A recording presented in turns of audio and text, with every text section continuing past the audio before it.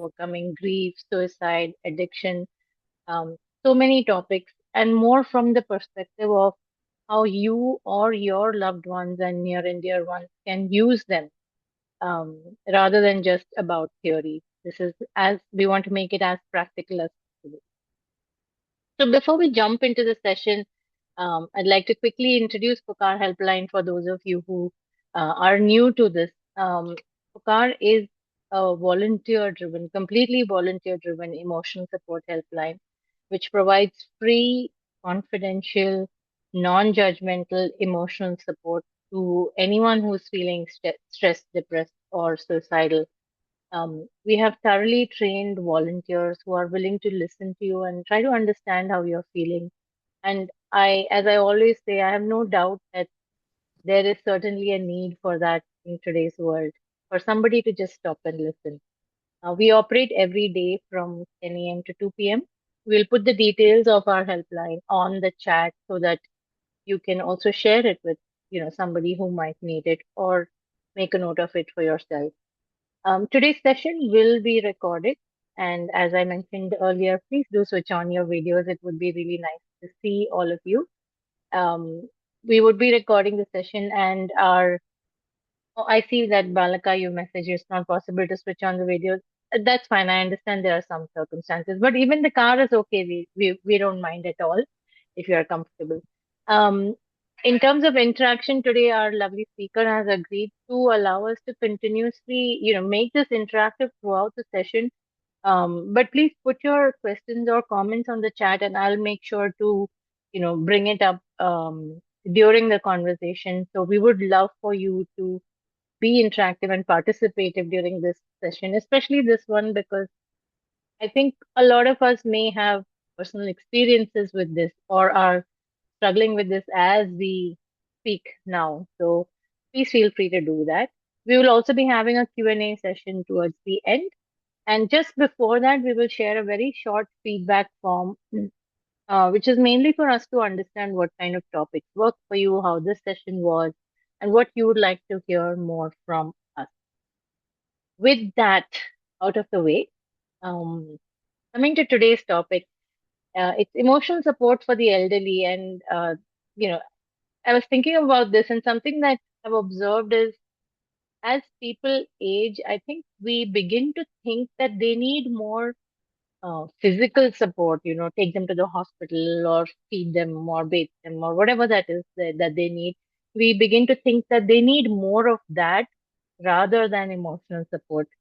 We think that they have lived long enough, they know how to do this, they've got this, um, that they don't need our support. But I think that's quite far from the truth. I think as human beings, there's no time in our lives when we don't need emotional support and connection, and especially for the elderly who don't even get the privilege of feeling like they deserve this. So many elderly people carry a lot of unspoken feelings, loneliness, grief, fear, depression, change of their roles, and they just want to be seen and I think heard. So we do take care of their physical needs, I'm sure, but this is a chance for us to open our awareness and be more open to serving their emotional needs as well. And today's session is an invitation to do just that. And to help us with that, we have Mrs. Tinky Bhardwaj. Thank you so much, ma'am, for being here with us today. She has been a corporate training consultant with IT companies in Hyderabad for 13 years. Gold medalist in PG. We were just talking about this now. Gold medalist in PG in psychological counseling skills, psychological counselor. She's been a past director and senior volunteer with Roshni, which is also an emotional support organization in Hyderabad, which provides free, confidential emotional support for the depressed and suicidal. And she's also the founding member of an initiative called Break the Silence. It's a citizens initiative working for child safety. And maybe we will call upon you to speak to us about that someday. But today, thank you so much for being here to speak to us about, I think, from your personal experience as well as from all this lovely work you've done. about supporting the elderly. Thank you for being here. Thank you so much for having me here today. Sure. So, before we get started with the whole thing, I think it would be helpful to see, to understand the emotional needs of the elderly. I think we might want to first understand the context that they're living in, because it's very different from how the previous elderly generation was living, where they might have been more supported, more people. So, how do you think, what is the context for the elderly right now? What is going on in their environment? So, firstly, I think lifespan has increased. People are living, 90s become a very common Yeah, figure. And emotional support is decreasing, not because of any other reason, but one is that now children, both husband wife, are working. So, who's going to give that support to the elderly parent? And earlier, they were all, it was a joint. I'm so sorry. Dolly, could you please mute everyone? Thank you. So sorry about that. Yeah, so like with the joint family, it was shared responsibility. Many siblings, now there are one or two. Some people live in faraway cities or even countries. Yeah, So who's the person who is going to, which is why I think we've all noticed over the years that these retirement homes have become very, very popular, yeah, because even for the children, they feel more secure that there's, they are in an environment where there's somebody taking care. right. And even the elderly, like even in my own family, my husband's aunt in London, she said, when I moved to a retirement home after my husband passed away, these years are the best years of my whole life. And she was 80 plus. Because she Yeah, says, not a moment when I'm bored, because there's so many people, we talk to each other. See that feeling of engaging with others. yeah, yeah. So So, true. And because we of also that, have a comment here from Anuja saying that their body wants to be independent, but their mind and heart knows that they need support. The clash continues on a daily basis in a super fast changing lifestyle. Absolutely. I think just as we are all, grappling with this digital space that is, coming up these days, they are constantly grappling with the change in environment as well, and we need to recognize that. So, what are some of the common issues you would say that they face? I'm sure a lot of us know it, but just to kind of bring it top of mind. yeah. So, first, let me say now, when we all know, because I mean, some of us who are at Pukar and Roshni and other centers, emotional support, we know it means being there for the person. It means being present, being attentive, and when we do it in that environment at the center, we know it's for a limited time. So we give of ourselves completely. We don't think of other things. We are totally present. But when we have to use that same attitude when we are at home, Yeah, in the midst of so many things. So sometimes, yes, we are physically available, mentally available, but we are multitasking most of the time. So when we are befriending, there's no multitasking. We are just with the caller. But otherwise, we are doing 100 things, and it's always like, okay, give me 10 minutes.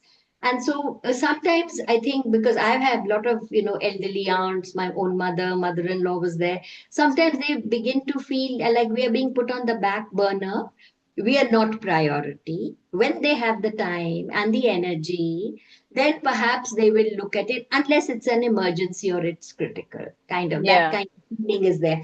So I think that same genuine positive regard, and at least willingly and cheerfully doing what needs to be done. It's very yeah, difficult. I know it's easier yeah, to talk than to yeah, actually. yeah. That's the first thing, that being there for them, but not without making them feel like they're a burden. That's the Correct, basic thing.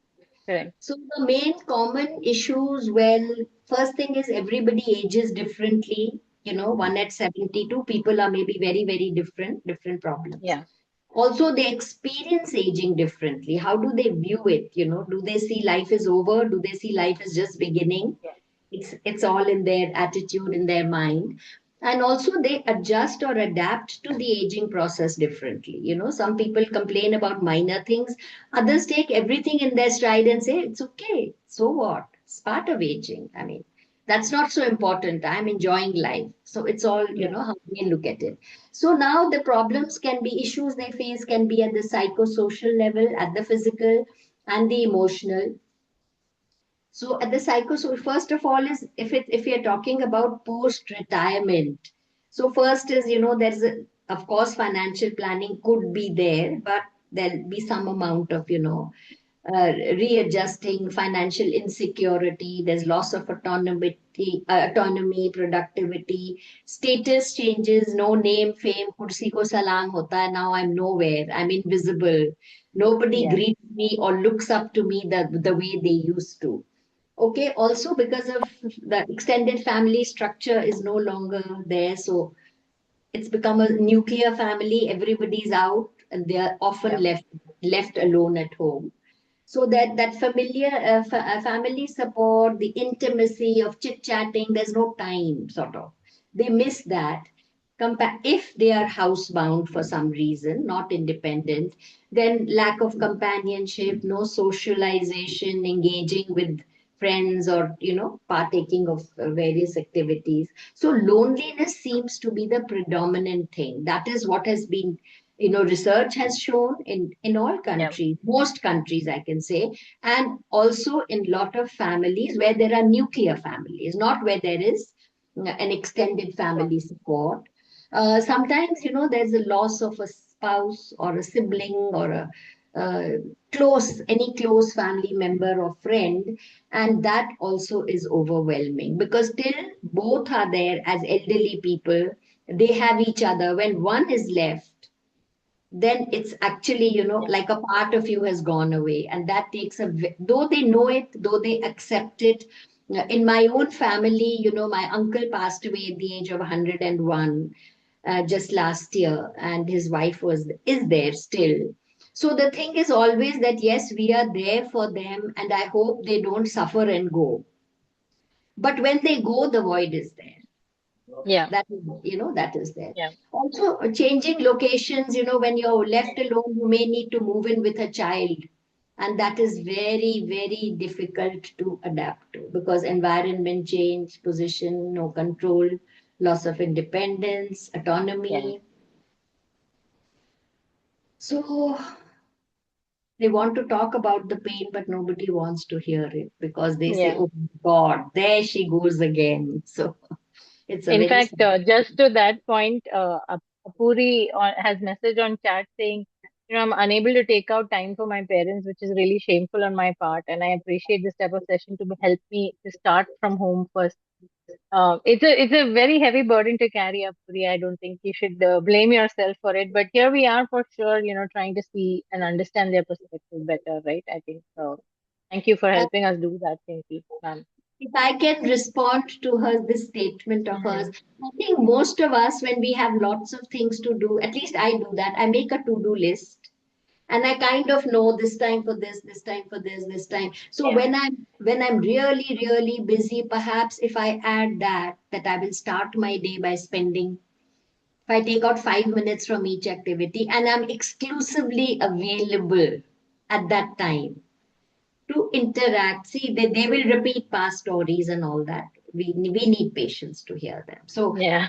when they get, I may go into the room and say, hi, do you want tea? Do you want lunch? Do you want? So I'm in and out, but spending a period of time exclusively would kind of make them also feel good and perhaps lessen the guilt that we feel, Yeah. that I'm Absolutely. not time, sort of.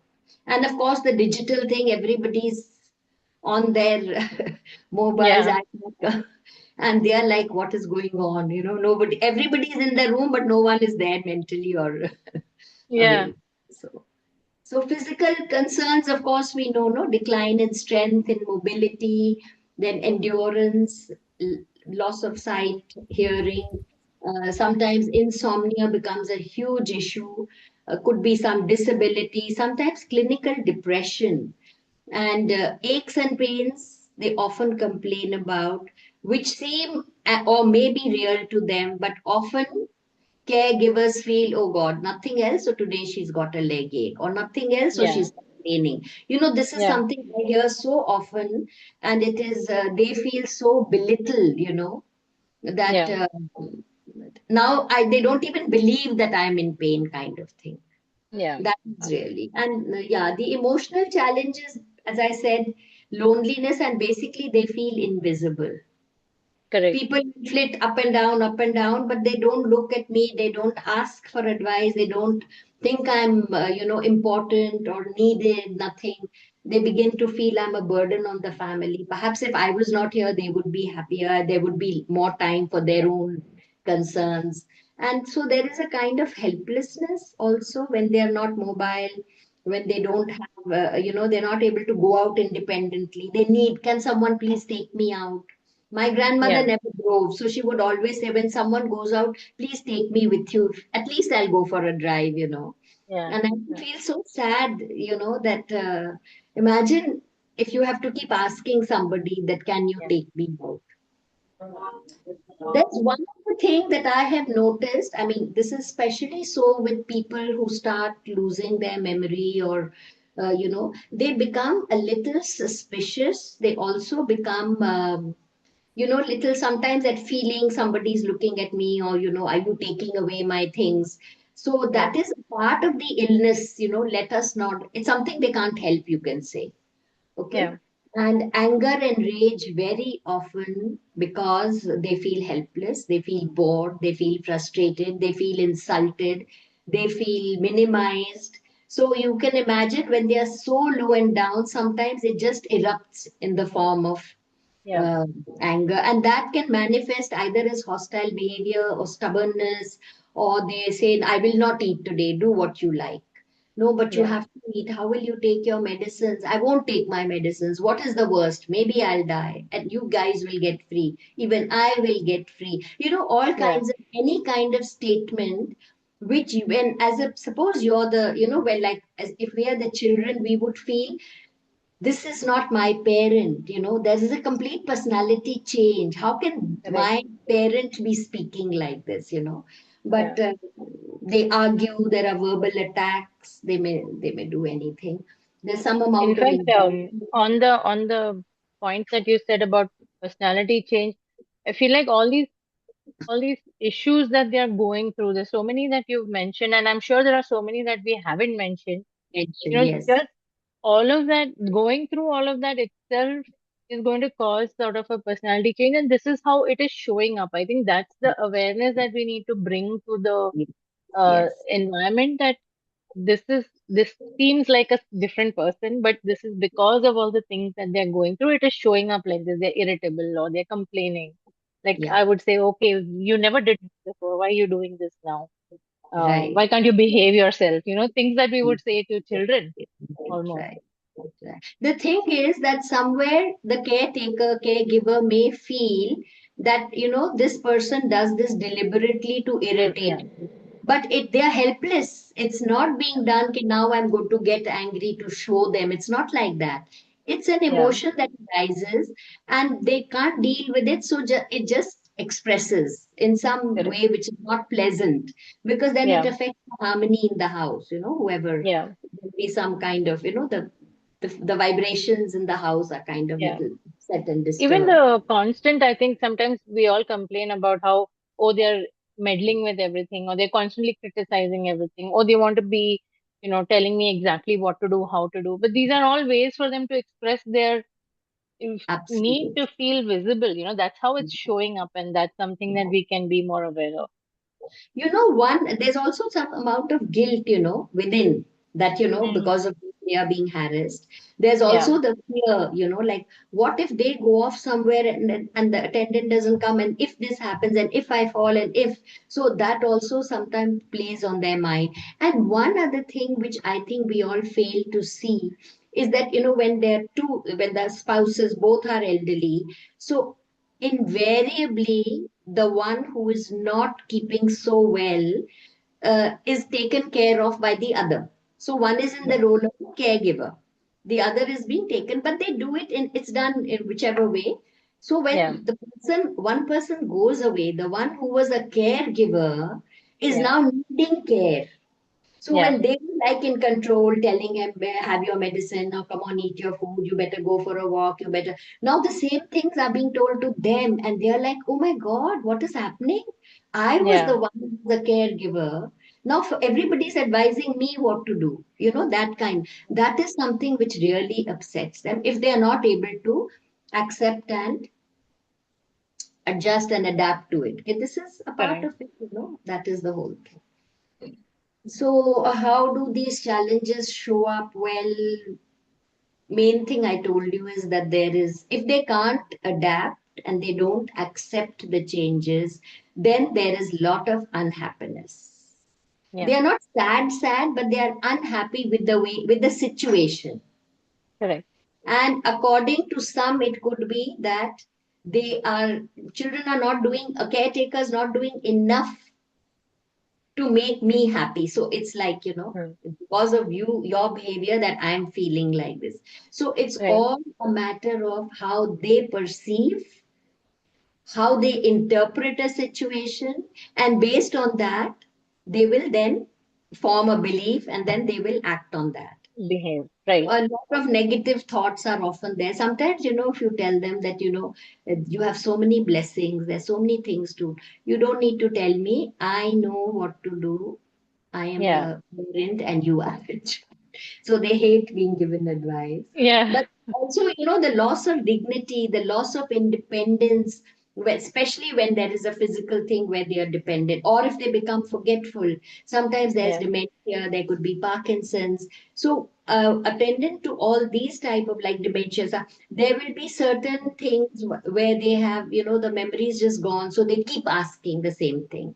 In Yeah. Parkinson's, it could be tremors, it could be repetitive tapping, it could be slowing down. Sometimes there is masking where they just look at you without expression. The eyes are Correct. also just blank.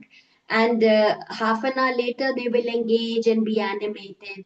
And the caretaker says, why does she keep acting like this? Can't she be one way once she's. But it's not in their control. It is Yeah. a physiological thing which manifests this way. And so we just need to have patience. Yeah. Also, they feel when they wake up, what is my goal for today? Besides having medicines, food, bath, sleep, there's nothing to look Yeah. forward to as such. For some people, I'm not saying for all elderly. Yeah. And when they feel that now I have no independence, no control, then just to show that, look, I am an independent human being, I can also exert control. That is when they will make demands or say, I won't eat or I will not eat this. Oh, but you loved eating omelets, but from today I've stopped liking omelets. I hate eggs or something, just being Yeah. difficult to show I'm in charge kind of thing. That's what they Correct. want to do. They want to still feel relevant. I think Anuja is also adding on the chat. I think it's connected to what you're saying, which is they also become very selective about who they like and who they don't. Yes, yes, yes. They do And that. that also seems sometimes sudden. Suddenly they're like, okay, I don't like this person. Yeah, yeah, Yeah. absolutely. And they also have their mood. Sometimes they'll withdraw, they'll sulk, or sometimes they'll be irritable and complain. Sometimes they'll be angry. So we don't know when we wake up how the day is going to be. This is Yeah. not for everybody.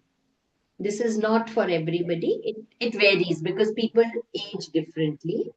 And Right. sometimes there'll be emotional outbursts over non-issues. Yeah.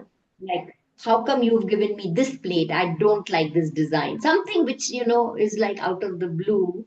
But it's Yeah. again just their way of showing that not consciously, but because they're so unhappy. And Correct. that makes them feel very, very, helpless, sad, something.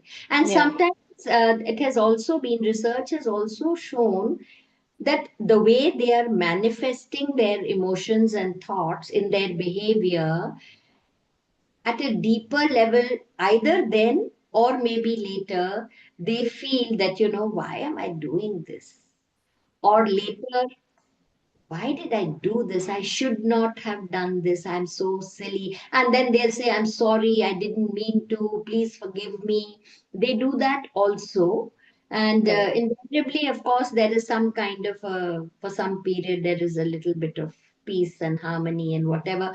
But the caregiving process can be really long. It can be 1 year, 2 years, 5 years, 15 years. We don't know. Yeah. So for the caregiver, then the constant sorries have no meaning after some time. They say Yeah. anyway they will erupt and then they'll say sorry, and then after some days or weeks again they'll erupt. So they kind of so somewhere that empathy is they've started Yeah. losing empathy, or they've run out of empathy, or they're And also I think tired. this discussion does exactly that, right? I think even for me, even though I think last couple of years I've also been in and out of situations where I've been a caregiver for an elderly, but you do tend to lack that that you become very objective about everything, and you forget to treat them as people. And I think this discussion really helps bring that back, saying, okay, they are human beings, they're going through something, which is why they're doing this. They're not doing this with an intention to trouble you or whatever. They're going through a lot, and there are so many emotions that you already mentioned that have come up, like loneliness. And imagine us going through all of those at one time, how we would automatically become a different person, right? Loneliness, anger, feeling like a burden itself, I think makes us behave very differently. And fear of death, feeling guilty. So many of these that you've already mentioned. Surely, I think just talking about it brings up that at least the opportunity or the possibility of empathy towards them. So I'm so glad that we're having this discussion. See, So I but want to there's just, yeah, can I just add something here, of please? course. Anu? So there is one other thing, like when we kind of, as a caregiver, the caregiver realizes, okay, she's or he is feeling lonely, bored, frustrated, nothing to look forward to. So the caregiver may, in their own ways, say, okay, shall we do this? Would you like to do this? Or would you like to go out? Shall I invite a friend? In their own way, it's like I'm trying to alleviate that loneliness, boredom for a Yeah. while. So, but when the elderly person is in a negative frame of mind, that the triad of the world is negative, you are negative, the world is not good, you are not good, and I'm also nothing is right, everything is bad, then Hmm. even that attempt by the caregiver is not perceived as what a kind gesture. It is Yeah. perceived as, so what's the great Control. thing? You call someone Yeah. for one. After that, what? Nothing is Correct. going to change. My life is going to be like this. I don't know what I did, why I'm being punished. Then whatever their embedded belief systems are about life, about themselves, about whatever their situation, those will then somehow start emerging, and the more they reiterate those, the more entrenched and firm they become. Then Correct. to bring them out of that, if you even try to do it, that will really annoy and aggravate matters. They do Yeah. not. They said, "This is how I am. This is how I like to be, Yeah. and don't try to change me." That also Okay. is there in a lot of Correct. we get calls also at at our center in Roshni, sometimes from the elderly people, and some of them are facing domestic abuse. They are living in their own homes, but the children have taken over the homes, and they say, now see, this is your room, you stay here, and you can't just walk into the kitchen when you like. Mornings are very busy because we I have to prepare breakfast and tiffin and this thing, and it's only after 8 o'clock that you can come to make your own tea. It's not even that if I'm making tea for the family, I can also Hmm. give you a cup of tea. So Yeah. the things that the shame, the indignity, the helplessness, that that deep seated thing, that thing is, it's kind of settled in the heart. And how many times, one is when it happens once. After that, when they relive that memory Yeah. of how they are being sidelined, put down, ordered about, told don't do this, don't do that. If they keep, because there's nothing to do, they're not doing anything, they're not reading, they're not going out, they're not watching TV, maybe they're hard of hearing. So then they're forever reliving memories. Correct. And if they keep reliving negative, which is the normal state, no? Mind will always go gravitate to what was wrong rather than what is right. That really causes further distress. Yeah. And it's difficult for anyone else. In fact, if they are sometimes told, you have so many things to share, would you like, I can fix an appointment. Why don't you talk to a counselor? I'm not mad. You want to talk, Yeah. why don't you talk? So the question of suggesting it even does not Yeah. Absolutely. people. Yeah. I think Even, this is a, sorry, go ahead. yeah, no, tell me. I was just saying that this, we've kind of set the context for where the elderly are right now and what kind of issues they're going through. And it kind of opens a space for the empathy right now. Um, I'm so sorry, I could hear my echo. Okay, now it's fine. And in fact, Mohammed has also pinged on chat something which, is a good segue into how do we now support them Yes, in the way that they need. So what he's saying is he's been taking care of his parents. Father is 95, mother is 85, and they want constant attention and someone to be ready on call. Any yeah, delay in response irritates them, they feel neglected. We need to come down to their level and make them feel comfortable. This, of course, is very challenging as we're already confronting day-to-day challenges. And I think we all hear you, Mohammed. It's really, really challenging, which is why we want to, you know, quickly move into how do we do this? How do we provide that emotional support? And ma'am, I know that when we spoke, you brought up so many wonderful examples from your own life, either personal or, even from your experience in the work. Would love to hear, examples from there as well so that we can really relate to this. mm. Yeah. So, well, I think most of us have been or are caregivers, and whenever I have seen either in my family extended, because my mother and all, there were seven siblings, father also. So I have so many elderly people whom I have observed and seen, and how people behave so differently, that it's like almost you're going through a book of the different ways that people experience aging, the different ways in which they adapt to aging, and it's a very individual thing. Yeah. So we really can't say. But the one thing that's always on the top of my mind, always, whenever I see, especially if I see anybody who's being, according to the caregiver, unreasonable, or, we can't understand why are they so upset or everything. We think all their needs are taken care of. They are comfortable, financially, physically. Their, the home is nice. Everything is okay. But the one thing is the connection that they are missing. And the other thing that they're really missing is something meaningful in their life where they feel needed, where people will, like a friend was sharing. I mean, she was talking about kids. Like, she says, when their kids, when grandchildren are not okay, and I say, would you like to try this, they say, no, no, no, we know everything. We just Google and we get all our answers. So she says, now Google is more important than me. I have no role to play Yeah. in their lives. So Yeah. that's the It's thing. But a the it's a challenging, I think that is also kind of, what do you say, contagious. It's seeping in from the elderly to this Right. So generation now to this you observe from afar and say, and if correct. you feel, okay, this might, thing is, it's better that you keep yourself busy, so you're not forever Yeah. telling them, do this, do that. So the Right. one thing that has been striking me over the years is that I should observe what are the things that should not be done when I am elderly, or if Mm. I miss, in at some point, everybody is in some different situation. Maybe you can't go out, or maybe you change location to live, or whatever it is. So what are the things that one should not do? But emotions and thoughts, we don't pick our emotion. Now I think I'll think this, now I think I'll try to feel happy.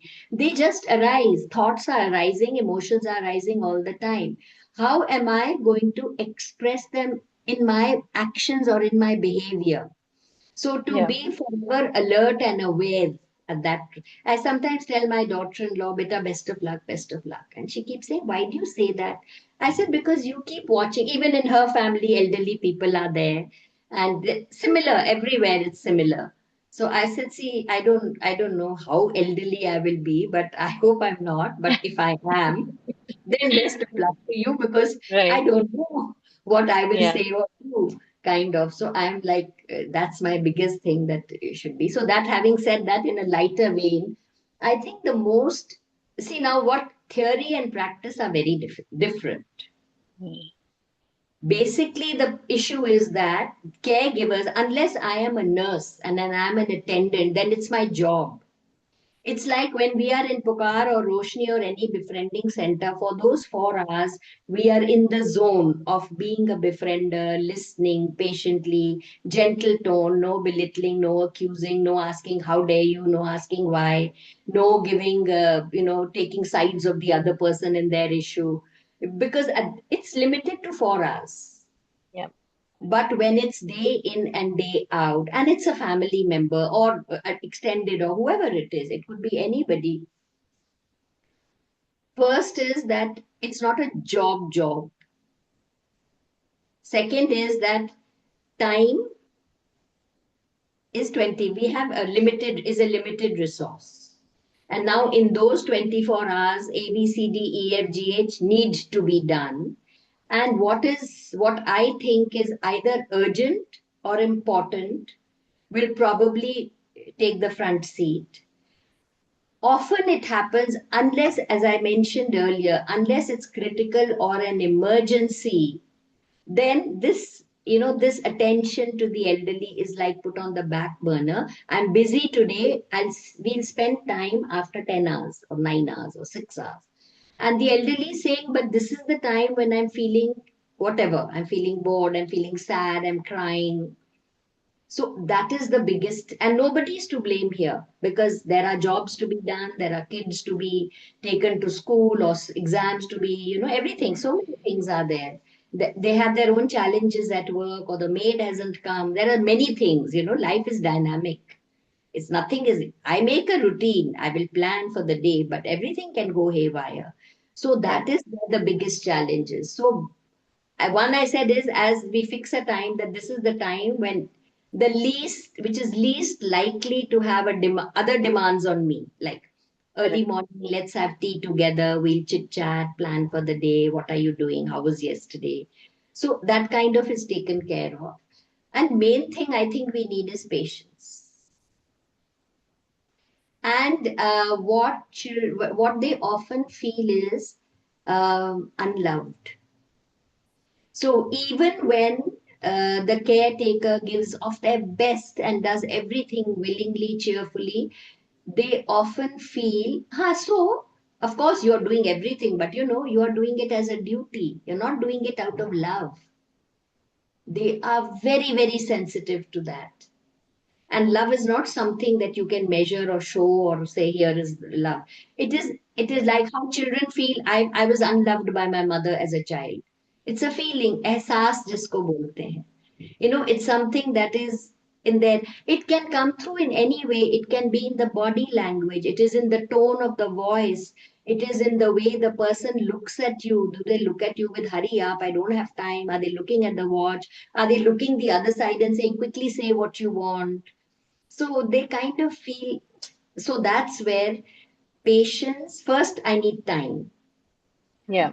I have to find that time. I have to set aside that time. Then I need the patience to be present, to be attentive, even knowing that I will probably hear the same story, the same complaint, the same whatever advice, whatever it is that they keep repeating. But I need to be there and to hear it as if it is for the first time, or engage in a conversation like we do befriending. So if they're talking about some negative experience in their past, then, but we never knew that you went through all this. It must have been so difficult for you. You were handling the family, you were handling the kids, and then sometimes no servants, and you were cooking, and you were taking care of your mother-in-law, father-in-law, whoever in the house. how did you manage all this? We never knew about all this. Today you have told me all this. I really admire you for the way. For example, I've just kind of made up a Mm. situation in which, just that feeling that today, even after 40 years, somebody has understood what I went through at that time.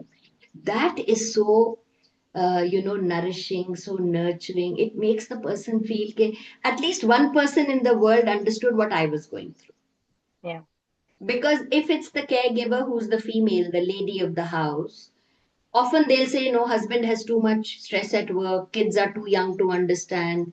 I don't want to trouble my parents, they'll get disturbed. Who do I tell? Can't tell friends, they'll tell everybody. So they kind of say, it's okay, let me carry on. And they're carrying that burden alone. Not that they want anybody else to share the burden. All they not physically say, come and okay, take care. But at least somebody who's there to give them a little respite. Like for example, here we don't, I have no family. So sometimes if a friend's mother was in surgery or she's home or something, sometimes we would call and say, okay, you want to go out somewhere, something. We will come and sit with her for 2 hours, and we are close. So it's like family only. So you can just get out, do what you like, dress up nicely, go out with your husband, have coffee, meet friends. But we are there with her, kind of. That kind of support, so maybe others don't give it to me, but I can think that if there is someone who's going through this, can I support them? Others may not think of supporting me, but I don't worry about what they are thinking. Let me think. Can I support somebody who is doing this, in this job of a caregiver and needs a little respite? They need to be just, given that little space so that they're away from that kind of situation. So that's Right. one thing. And then when they are with them, when we are with the caretaker is with the elderly person, then we listen to them attentively, meaning engaging with them. It's not like, हाँ चलो बोलो, अभी मैं 5 minute के बाद जाऊंगा, hurry up. They don't want to share. I mean, I wouldn't want to someone say, hurry up, tell me what Oh, you want to say. No. yeah. So, doing it with interest, being genuine, being concerned, and then as we do in befriending, actually either paraphrasing what they've understood or reflecting, this is how you must have felt, how did you cope. What I really admire is I never ever saw you sulking, grumbling, complaining. You were always smiling, always there for everybody. So selflessly, you have looked after us. I don't even know if I can do what you have done for me, sort of. Yeah. That itself. Now, if that person is going to be stuck in their memories the whole day, if they just hear these two sentences and they reflect on this, that would be give them so much more kind of that feeling of being loved and cherished than always always thinking, oh my god, I think I'm a burden, they don't have time, they don't really care, I don't think they love me. It's just a difference in how I have. So when I want to see a difference in the elderly people that I am taking care of, I shouldn't keep telling them, why are you quiet? Why are you sulking? Why are you angry? No. If I change the way I interact and relate with them, perhaps it will bring about some Yeah. change in the way, even if they feel better for 2 days. And then the similar thing is, okay, tell me more about, any other thing that you remember. And then whatever is the essence of that, like we do, summary kind of. Okay, so this is, so that means you really loved traveling. How lucky that you were able to travel. What part of the travel did you enjoy the most? They want to talk about it. Yeah. They want to be heard. That's the, so we need the time and the patience. That is the most important thing. Also about the concerns they are going through. So they may then say, Acha, this was so nice, but now let me tell you, today my leg is paining and my hearing aid is not working because I can hardly hear anything. And then the caregiver will say, she's talked to me for 20 minutes. I've spoken to her for 15 minutes. She heard everything. Now suddenly she's saying the hearing aid is not working. See, these are actual issues that I keep hearing in my family from various cousins. what all they, because everybody is in that caregiver mode nowadays, everybody, they're all they're in their late 80s, and all the children of the who are taking care are, so we keep, they keep saying this happens and that. Also, we have to be able to assess how do they feel genuinely, really speaking. What are they really? So, we all know when we ask someone, how are you? The first thing is, I'm fine. And Deepika Padukone says, Dobara pucho. Don't believe the first, I'm fine. Ask Yeah. again. And then you say, okay, you're fine. Everything okay? You're looking a bit down. How does it matter? Who cares? Nobody loves me. I mean, so people will avoid asking Dobara because they're afraid of the backlash Correct. that may come if the elderly person is. So, Dobara pucho and be ready for the backlash. Right. And Right. something what they really miss is the touch.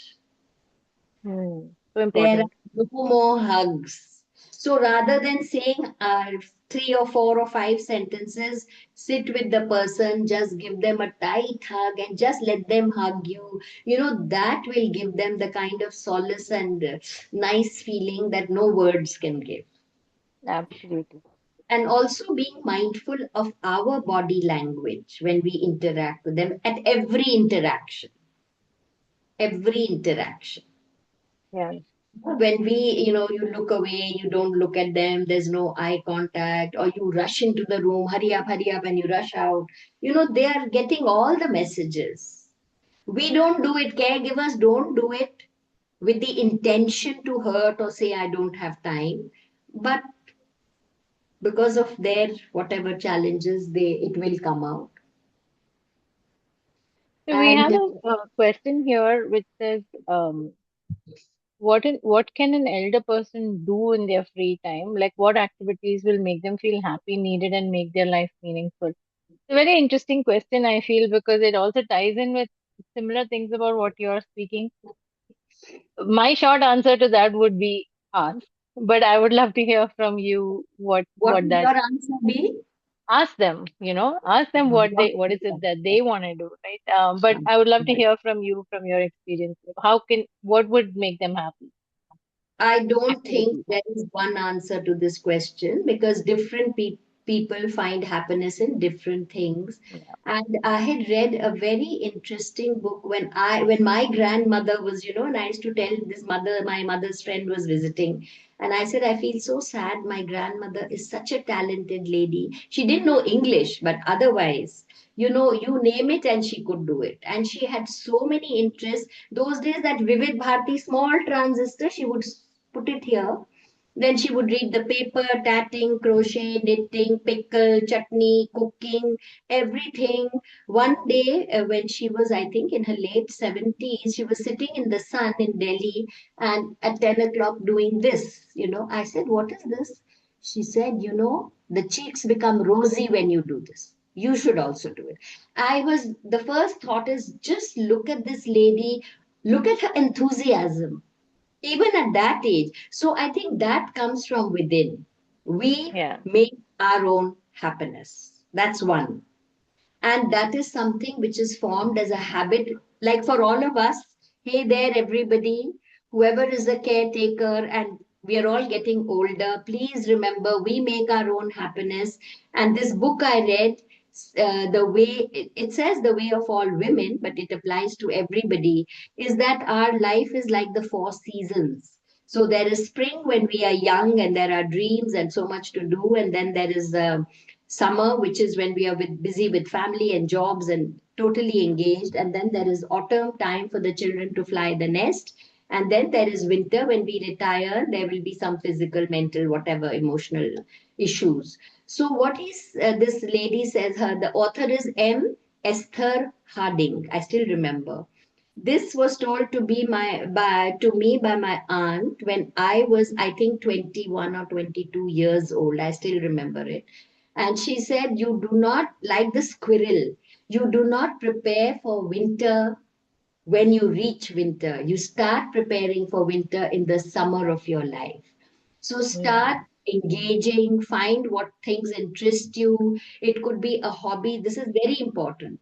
Any hobby that you can pursue when you are with yourself alone. It can be singing or dancing or collecting something or reading. You don't need others, but Yeah. also a hobby where you interact with others, because socializing is extremely important. And as we age, peer company is important, because with children time is limited. It's more about how are you, what are you doing, exams, how's the grandson, what shall I do, how can I help.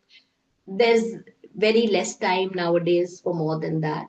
So I would say that if our parents haven't done it, we can think of preparing for our old age by cultivating 2 to 3 things and sticking with them. Yeah. And as far as asking them, we know, like my mother sang beautifully. She used to sing very, very beautifully, and my father encouraged her. And now her biggest regret is that when I sing, I feel I'm talking. There is no melody. Now we have to remind her that you are 92. But and so it happens, but she's very upset about that, that. So Yeah. that is how do people adapt to the changes that they think. So Correct. whatever interests you, those should have been built earlier. So whatever they have built earlier. See, like if somebody loves going out shopping or sightseeing, but in old age they're not able to because they may be immobile or they can't hear or they can't see or they need help, then that is out. So, whatever within the confines of their issues, the best they can do, then we would have to, ask, would you like this? Would you like that? Often, when we tell them, they say, no, I know what I want to Yeah. do. You don't tell me. Yeah. So, So that's it. that's so interesting because that is one of the main points that comes up usually when we deal with elders. A lot of people begin to say, oh, they are beginning to act like children. I'm sure nobody likes to hear that, but I would give a positive twist to that in the sense that do what you would do with children, right? So give them choice. So Yeah, that makes them feel like they're in control. Give them choice. Keep them in the loop, ask them also, seek their advice. And usually this is something we, keep for either after death or, really big occasions and stuff. But why can't we make recognizing and appreciating their life a part of life rather than leaving it mm, for and these are just some of the things that I've noticed people around me do with elders that has really worked well in terms of asking them, seeking their advice, keeping them in the loop, giving them yes, information, yes, yes. what is going on with your work or with your children, whatever. Just keep them in the loop. Asking for their advice, I feel like it's a wonderful way to make them feel important. Yeah. But I think you also, one thing I mentioned also touched upon, and you've also mentioned a few things that we should not do. Since we're running out of time, I want to just quickly, in maybe in a line or two, just talk about what are some things that we should certainly not do while supporting the elderly. I think importantly, first is don't minimize their feelings, don't deny and say no, it's not possible. Then don't question like what they told me yesterday about some event and what they tell me today or tomorrow or after two. There may be variations. It's all Yeah. right. Don't correct and say, but that day you said this, today you are saying Yeah. this. Now, what shall I believe? Are you making? That's not important. They Yeah. want share. See, they're also forgetful. All of us at our age also, if I narrate the same thing, we may have little discrepancies. So it's Yeah. okay. The main thing is let them talk and you listen. That's the most important. And then we don't speak down at them, but we speak with them. We are on the same level. Just because Yeah. somebody is old, infirm, has memory loss, or is there are tremors or anything, any issue, doesn't mean that they are. As we always tell children, that you are worthy irrespective of the marks you get or the position you get or whether you're head boy, head girl, captain or not. As a human being, you are worthy. We tell this to our children. Yeah. The same thing applies to elderly also. Whatever they may be going through, however they may be behaving, they are still worthy of respect and regard. Very, very important. Also, we can't force them to be positive. Think positive. Why don't you smile? When you smile, what happens? Certain things are created in the brain, and then endorphins will come, and then you start feeling better. They don't like being told off. I think one thing to add, there's also देखो उनके parents कैसे हैं, just like we do with kids, right? Oh, see Mr. Sharma or whoever, he's Yes. help being so cooperative. Why are you not being right? So So my, don't my compare. my cousin was telling me, she was telling her mom, see that uncle, even Yeah, at age 101, he's so positive and he never complains and never grumbles. He can't see, can't hear, can't yeah. speech is getting affected, everything. So her mother told her, I am not as evolved as him, baat khatam. So you can't beat them. Right, No right, right, right. comparing.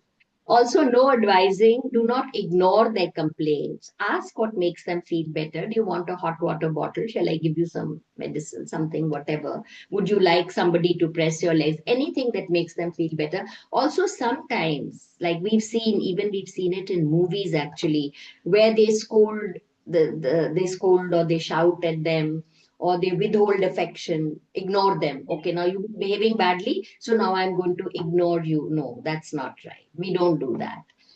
yeah, Making them feel unwanted. Or sometimes, when friends are over or somebody on the phone, you don't realize they're listening and you start complaining. You don't know how difficult it is. My father, my uncle, my somebody, they become so difficult. I'm finding it so difficult to handle them. I don't know what's gone wrong. Things like that. They need to feel safe. They need to feel loved. They need to feel cherished, wanted, belong, as if they belong. You're part of the family. You're not a guest living in this house. That's correct. most important. And they want to believe that they are still leading meaningful lives. Their life is not utho khao piyo so or so jao kind of, Yeah, so engaging them, as you mentioned also, that what can I do, can you help me with this, would you like to do this, I need your help, yeah, I can't manage alone, please, like that sort of yeah, thing, something.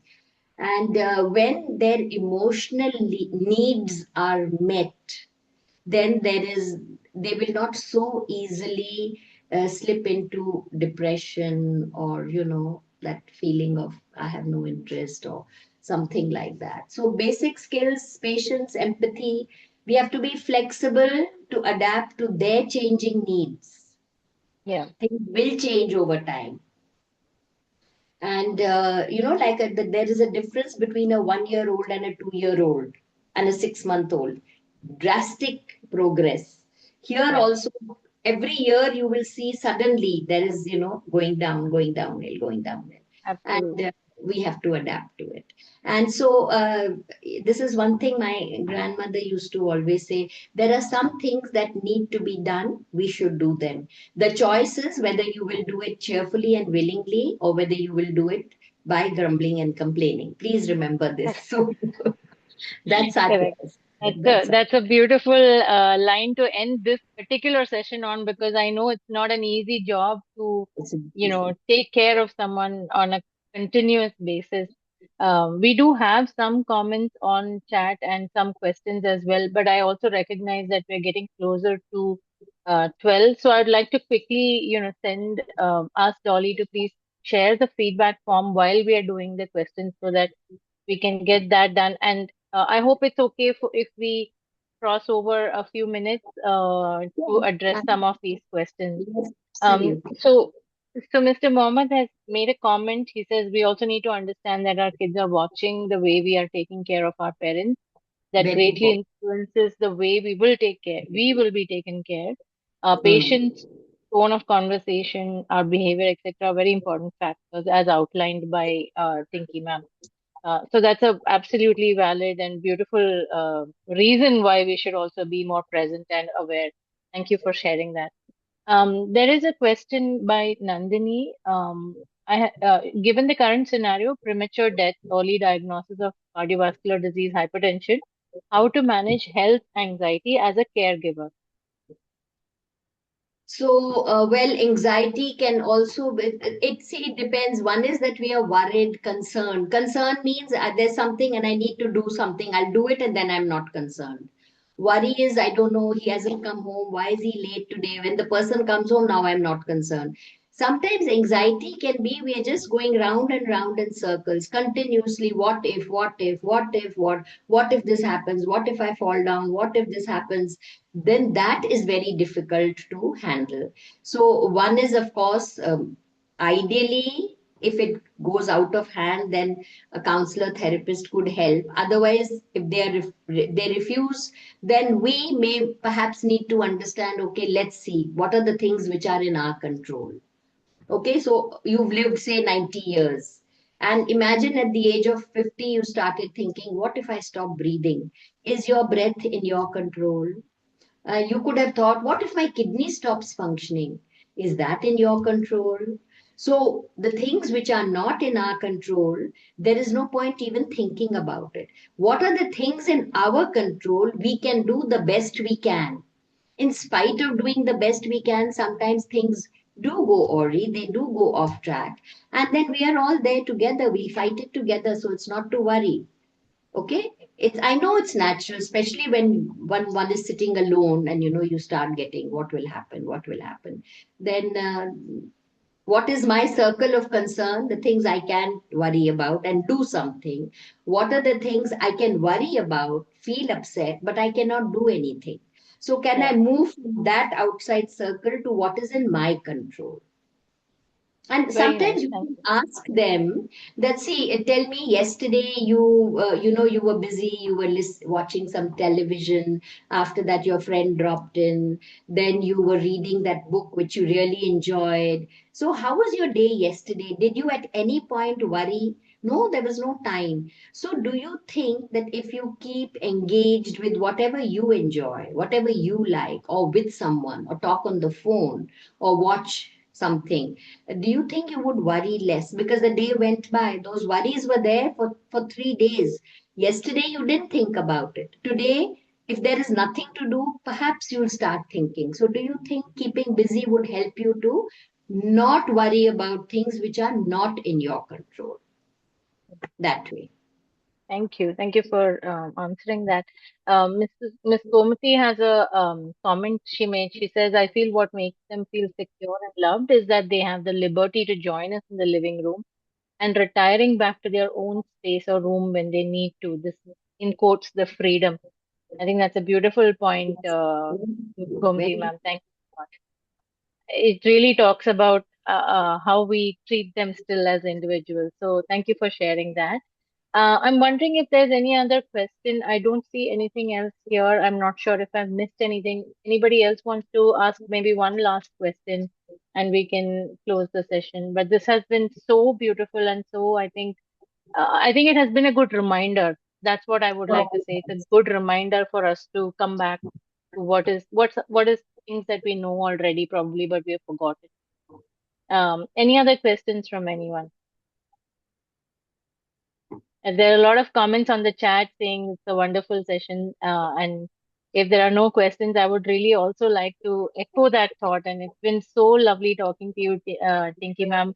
I think your experience in caring for people and having heard people who care for other people so attentively really showed. Thank you so much for sharing that and sharing your thoughts on this. Really appreciate your time for being here. Thank you so much. Thank you all Thank for you joining so as much well. for this opportunity. And thank you because sharing it with all of you has kind of reminded me also. And Yeah. I think I would still say my parting message is remember, let us try to, you know, uh, prepare for winter. That's all I can Yes. say. Oh, beautiful, beautiful message to end with. Thank you so much. My pleasure.